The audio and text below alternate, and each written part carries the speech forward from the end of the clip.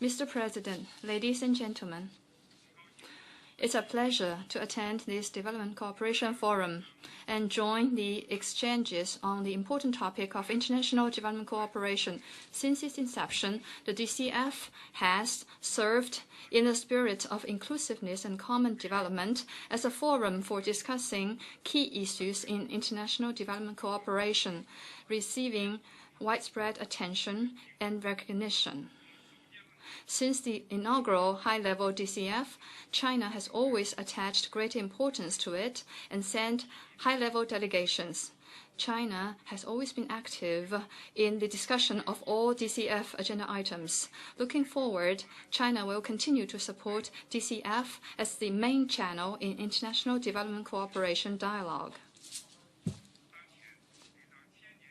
With the implementation of MDGs, the number of people living in poverty has been reduced significantly at the global level. Sanitation, health, and education conditions have improved significantly. At the same time, amidst profound global economic restructuring, global recovery is slow and painful. In particular, the situation for the least developed countries has not improved. Environmental challenges and climate change looms large, and energy and food security issues pose new challenges. Given the complexities of the situation, developing countries face the daunting task to grow their economy and improve their people's livelihood. Therefore, development remains the top priority for developing countries. It is highly relevant that this session of DCF takes on the theme of bringing the future of development cooperation to post-2015.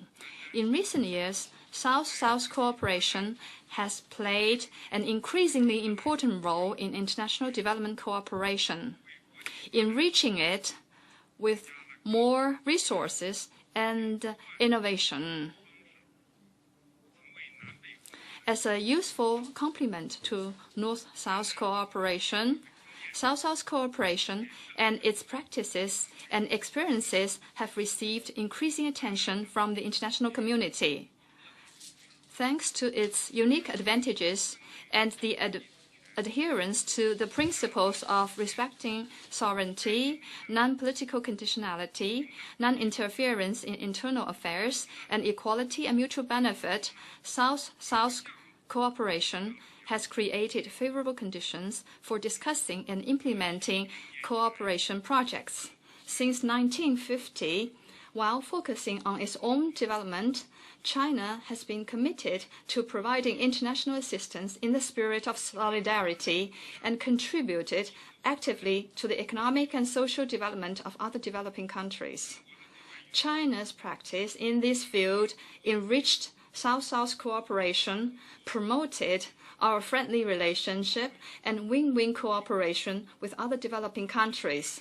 It serves as a model for South-South cooperation and represents a significant contribution to advancing the cause of human development. I would like to share with you my observations on how South-South cooperation has contributed to enhancing international development cooperation in connection with China's experience in international assistance. First, South-South cooperation contributes greatly to inclusive economic and social growth in the developing world.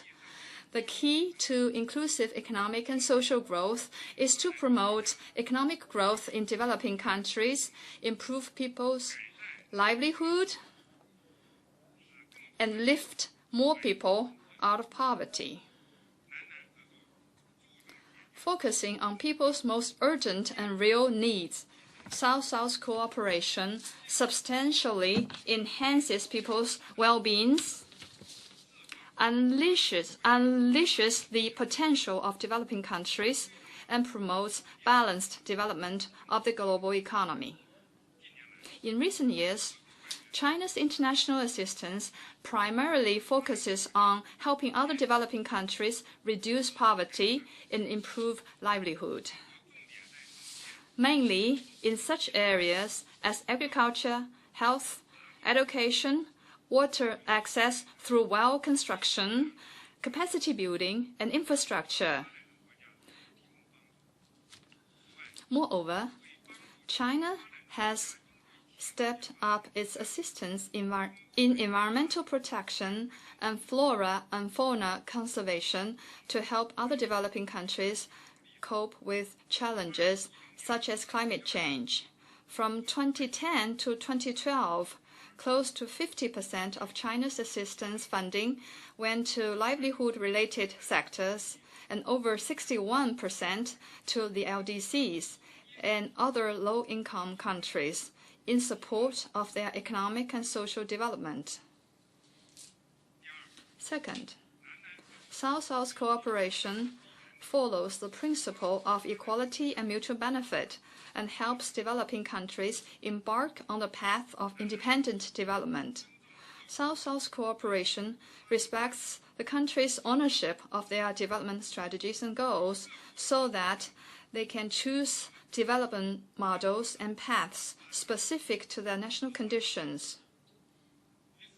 In the meantime, South-South cooperation emphasizes capacity building to help developing countries cultivate their own talent and technical capacity, enhance their capacity in independent development, and turn their complementarity into synergy for development to achieve win-win results.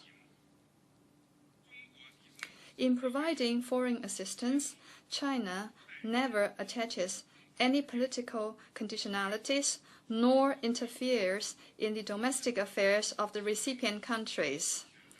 It fully respects their rights to choose their own paths and models of development. Mutual respect, equality, honoring commitments, and mutual benefit are the basic principles of China's assistance to other countries. Third, South-South cooperation upholds the concept of common development and renews the impetus for developing countries to enjoy the full benefits of globalization that it offers. In the age of economic globalization, no developing countries can achieve development in isolation. Instead, with common development as the precondition, developing countries should capitalize on each other's strengths and produce a multiplying effect in which 1 + 1 makes more than 2, so as to provide stronger impetus for our respective economic and social development. Since the beginning of this century, China's robust economic growth has promoted massive exports from other developing countries, in particular the LDCs, thus providing strong support for the development of the LDCs. Since 2008, China has been the largest export market for the LDCs and one of the most open developing economies to the LDCs. In 2015, China will grant zero tariff treatment to 97% tariff lines of exports from the LDCs that has diplomatic relations with China, and thus enabling the LDCs to share the development opportunities presented by China's huge market. Ladies and gentlemen, as a complement to North-South cooperation, South-South cooperation plays a positive role in achieving the MDGs. With the deadline of MDG approaching in 500 days, a more inclusive post-2015 development agenda will take over. China believes that the post-2015 development agenda should abide by the principle of being consistent and forward-looking. The MDGs are yet to be accomplished. The post-2015 development agenda should continue to fight poverty with poverty eradication and development at its core. Promote economic, social, and environmental development in a comprehensive and coordinated manner and follow the principle of common but differentiated responsibilities. At the same time, the international community should help developing countries strengthen capacity building, create a fair equitable, inclusive, and orderly international economic and financial order, and enable developing countries to benefit from globalization by taking advantage of their own factor endowment. The post-2015 development agenda should set up a robust implementation mechanism to ensure adequate development resources. In this connection, developed countries should assume the primary responsibility in developing financing and honor their ODA commitment. Additionally, innovative sources of financing should be explored and scale up private financial flows to advance South-South cooperation. Ladies and gentlemen, China is the largest developing country in the world in terms of population and size. Though China's economic aggregates are ranked among the top, its per capita GDP is only $6,800 after the 80th place in the world. By the World Bank standards, 200 million Chinese people still live below the poverty line. Despite numerous difficulties and challenges, China, while endeavoring to address domestic poverty and advance economic and social progress, as always, will continue to provide assistance to other developing countries to the extent of its ability, and enable peoples of other countries to benefit more from its development. China will share opportunities and meet challenges with the rest of the world and make greater contribution to the development of mankind. Finally, I wish the forum a complete success. Thank you.